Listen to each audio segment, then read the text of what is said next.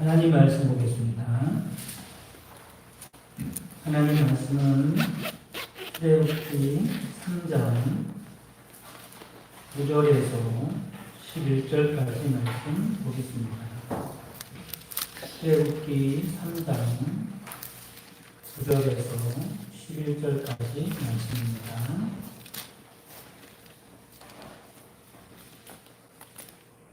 봉독해 드리겠습니다. 이제 가라. 이스라엘 자손의 부르짖음이 내게 가라고. 애굽 사람이 그들을 괴롭히는 학대도 내가 보았으니 이제 내가 너를 바로에게 보내어 너에게 내 백성 이스라엘 자손을 애굽에서 인도하여 내게 하리라.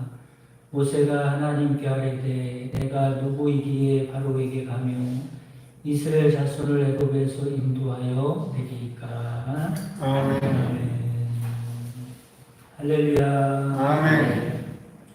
이 시간에는 하나님의 때라는 제목으로 말씀을 전해드리도록 하겠습니다. 출애굽기 3장에 보면 하나님과 모세가 만나는 장면이 나오고 있습니다. 하나님은 모세를 만날 이때를 손꼽아 기다리셨고 드디어 그 때가 되어서 모세를 만나게 됩니다. 하나님은 모세를 만나기 위해서 한 그루의 떨기나무를 준비하시죠. 모세의 관심을 끌기 위해서 꺼지지 않는 불꽃을 일으키십니다. 하나님은 모세 자신보다도 하나님께서 모세를 더 생각하셨고 하나님은 모세 자신보다도 모세를 더 기다리고 계셨습니다. 하나님께서 얼마나 가슴이 설레겠습니까? 저기 모세가 양떼를 이끌고 이쪽으로 다가오고 있습니다. 그 앞에 불꽃을 일으키면서 모세의 눈길을 끌었죠. 오직 모세만을 위한 이벤트가 광야에서 펼쳐진 것입니다.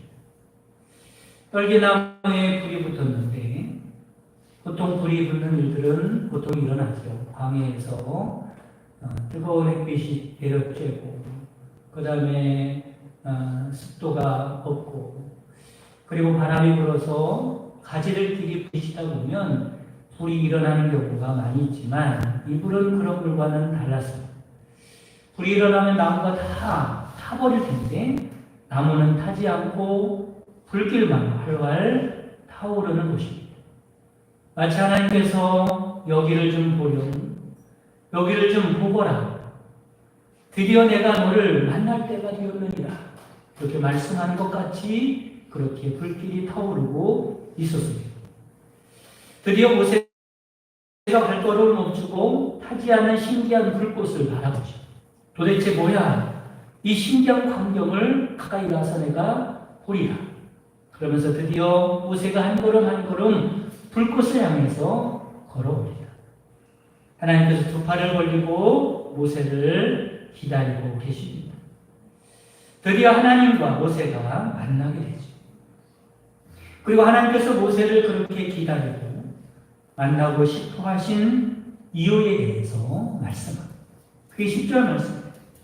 이제 내가 너를 바로에게 보내고 너에게 내 백성 이스라엘 자손을 애굽에서 인도하여 내게 하리라 말씀하고 계십니다.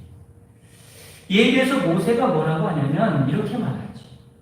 11절에 보면 모세가 하나님께 아뢰되 내가 누구에게 바로에게 가며 이스라엘 자손을 애굽에서 인도하여 내리까. 모세의 말을 한마디로 하면 이런 겁니다. 하나님 왜 하필 지금입니까? 왜 하필 이때입니까? 지금은 아니지 않습니까? 라고 말합니다. 왜 그렇습니까? 모세를 만나려면, 모세를 좀 부르려면 공주의 아들로서 궁궐에 있을 때 부르시면 얼마나 좋았겠어요. 그때는 지위도 있고 권력도 있고 궁궐에서 배워야 할 학문도 뛰어날 때가 아닙니까? 그런데 지금은 모든 것을 다 잃어버렸어. 그리고 다 잊어버렸어. 아무것도 없는 초라한 목동에 불과한 왜 지금 나를 부르십니까? 라고 말을 하는 거예요. 또 부르시려면 이왕이면 젊었을 때 부르면 좋았을 것을. 지금 제 나이가 80입니다. 기력이 쇠해서 내 자신 하나 건사하기 힘든 상태인데 어떻게 방어하게 가가지고 이스라엘 자손을 구원해낼 수 있겠습니까? 왜 지금입니까? 라고 말하는 거예요. 그러면 하나님 입장에서 왜 지금일까? 라고 하는 걸 생각해 보려고 그럽니다. 왜 지금이 하나님을 만날 때고, 왜 지금이 하나님께 쓰임 받을 때고, 왜 지금이 하나님께서 일하실 때냐라고 하는 거예요. 첫째로 기도할 때가 하나님의 때임을 믿으시기를 바랍니다. 아멘. 따라보겠습니다. 기도할 때가 하나님의 때다. 기도할 때가 하나님의 때다. 사람들이 모든 것이 부족함이 없고 풍족하고 힘과 능력이 있으면 이상하게 기도하지 않습니다. 하나님은 모세가 기도해야만 하는 상황이 될 때까지 기다리셨던 거죠. 그때가 바로 지금이었던 겁니다. 내가 가지고 있는 것으로 뭔가를 할 수 있다고 생각할 때는 그때는 하나님의 때가 아니라 내 때인 거예요. 내가 가지고 있는 것으로 안 된다는 것을 알고 하나님께 무릎을 꿇고 기도할 때가 하나님의 때인 줄 믿으시기를 간절히 바랍니다. 아멘. 여러분, 나에게 뭔가가 있다, 없다 이런 게 문제가 아닙니다. 내 인생을 하나님이 일하시는, 쓰시는 하나님의 때로 만들어야 할 줄 믿으시기를 바랍니다. 아멘. 그게 언제라고요? 기도할 때. 기도할 때가 하나님의 때입니다. 기도할 때가 하나님의 역사, 기도할 때가 하나님이 일하실 때임을 믿으시기를 간절히 바랍니다. 아멘. 그런데 왜 기도하지 않는가? 왜 기도하지 않는 것 같아요? 보통은 그렇게 생각해요. 내가 게을러서 그렇다고 생각해요. 게을러서. 여러분, 게을러서 그렇지 않습니다. 급해봐요. 게을린 적 있어요. 게을러서 기도 못하는 게 아닙니다.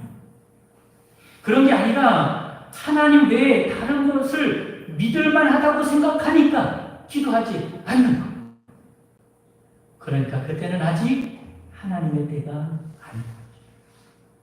여러분, 기도할 때가 하나님의 때인 줄 믿으시기를 간절히 바랍니다. 아멘. 미국에서 가장 부흥하는 교회 중에 하나는 세들백 교회, 디고렌 목사님 담임하는 교회죠. 그 목사님 이야기입니다. 그 목사님은 어릴 때부터 간질병은 아닌데 간질병 비슷한 희귀병이 있다고 해요. 미국에서는 16명밖에 되지 않는 희귀병인데 그래서 자주 발작을 일으키기도 하고 기절을 한다고 합니다. 간질병하고 비슷하죠. 이 병이 어떤 병이냐면 아드레날린이라고 하는 그런 것이 있는데 우리 몸에서 아드레날린이라고 하는 것이 생기게 되면 보통 몸에 좋다고 합니다. 생활하는데 더 활기차게 생활할 수 있고, 근데 이 병을 알고 있는 사람은 그렇지 않은 거예요. 이 아드레날린이 몸속에서 분비되면요 몸이 아프기 시작합니다. 나중에는 시력마저 가물가물거리고 더 진행이 되면 정신을 잃어버린다고 그래요. 그래서 그가 절대로 선택해서는 안 되는 일이 뭐였냐면 목사였다고 해요. 왜냐하면 설교를 할 때 몸에서 아드레날린이 막 분비가 된다고 합니다. 여러분, 그러다가 쓰러지면 어떡할 거예요? 잘못이면 어떡할 겁니까? 그러니까 절대로 목사를 하면 안 되는 사람이었는데 목사가 되고 간 거죠. 그러면 어떡하겠습니까? 설교를 할 때는 아드레날린이 계속 분비가 돼가지고 그 고통은 이루 말할 수 없이 참을 수 없을 만큼 심한 고통이 온다고 합니다. 그러니 하나님께 기도하는 거예요. 하나님, 제가 오늘 설교가 있는데 이 설교할 때 쓰러지거나 기절하거나 그러지 않게 해주시고 이 고통을 잘 참으면서 설교할 수 있도록 해달라고 하나님께 기도하지 않을 수가 없었던 거죠. 하나님께 기도를 많이 했습니다. 그리고 또 기도할 때마다 이런 기도를 했다고 해요. 하나님, 제발 한 번만으로 족합니다. 더 이상은 못하겠어요. 제가 설교를 한 번 하는 데 있어서 얼마나 고통스러운지 이 설교를 그냥 한 번만 하게 해주세요 라고 기도를 했다고 해요. 근데 여러분 그렇게 기도하고 또 설교하고 목회하니까 교회가 부흥된 겁니다. 그래서 하루에 2번을 설교하게 된 겁니다. 그러나 하나님께 기도하지 않을 수 없었죠. 자신의 힘으로 감당할 수 없는 일이었기 때문에 그렇습니다. 그런데 교회가 계속 부흥하는 것.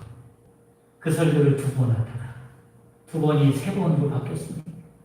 그는 더 많이 기도하지 않을 수 없었어요. 지금 4번 설교를 한다고요. 교회는 2만 명이라고 합니다. 이번에 목사님이 믿는 것은 하나님밖에 없었어요. 기도하지 않으면 안 됐습니다.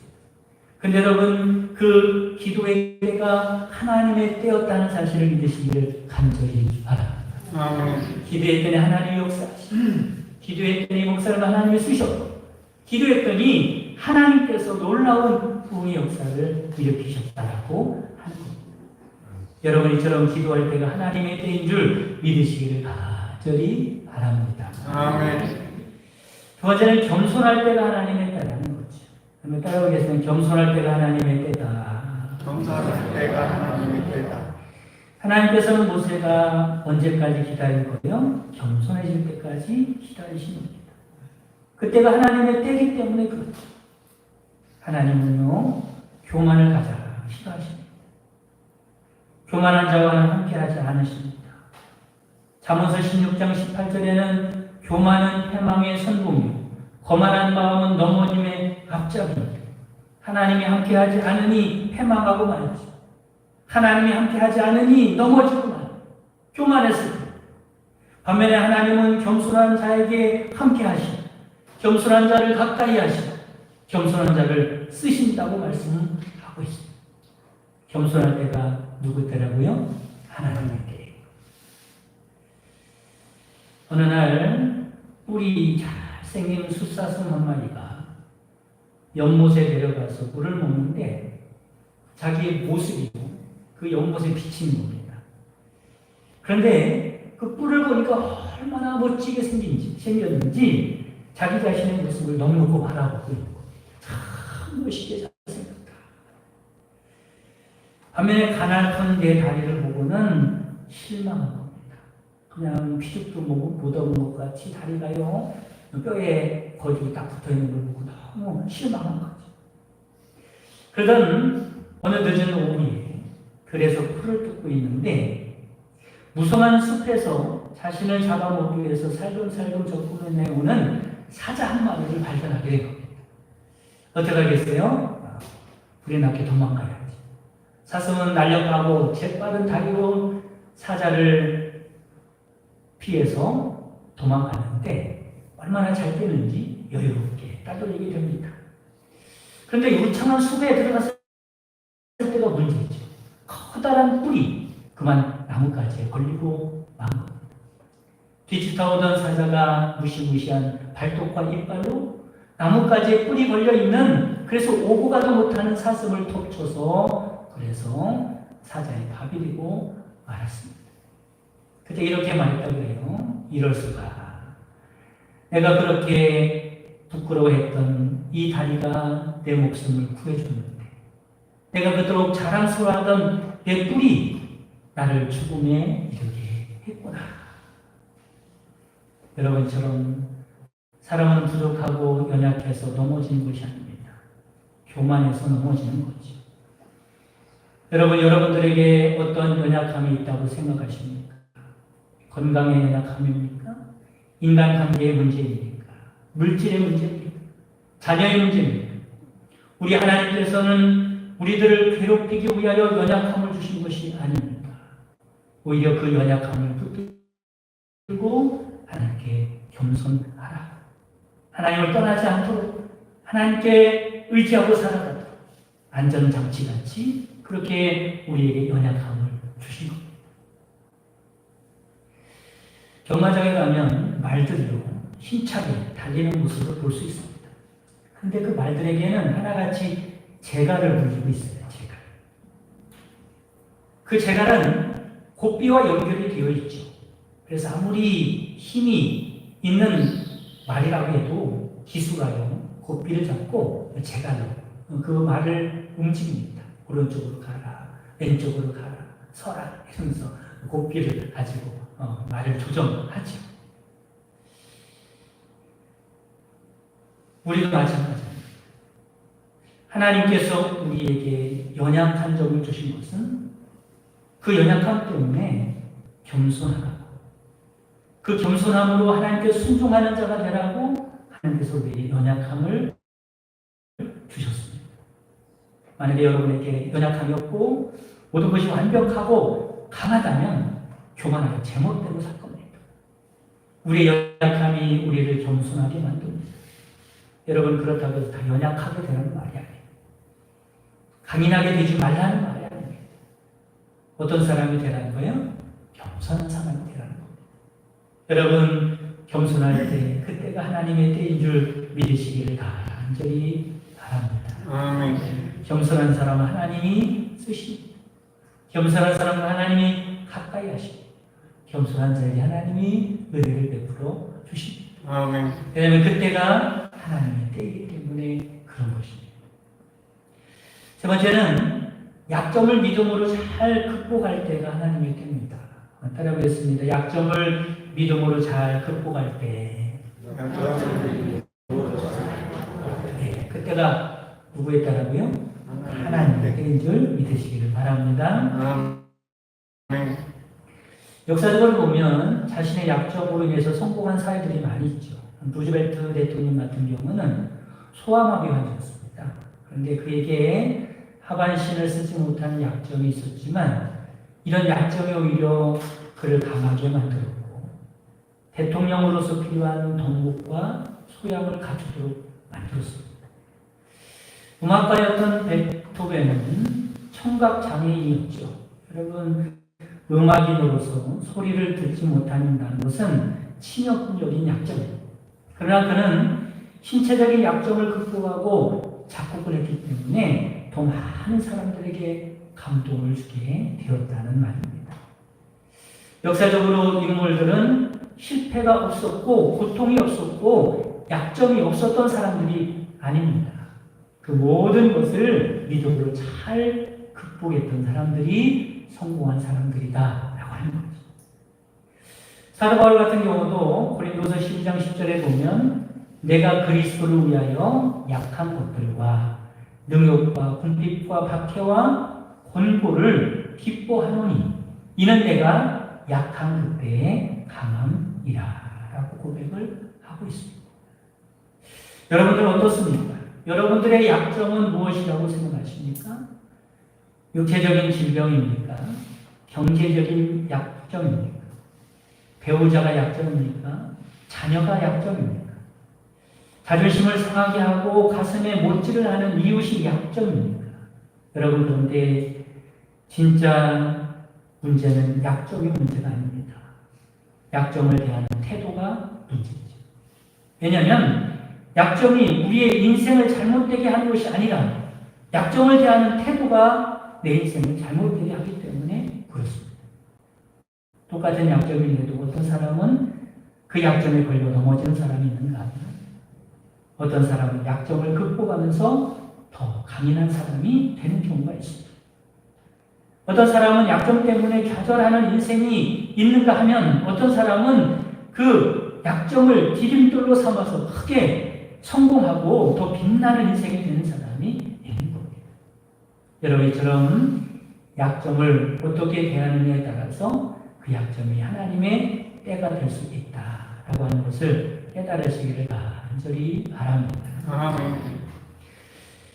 어느 부둣가에서 있었던 일입니다. 어느 날 전기 여객선이 그 부둣가에 도착을 했어요.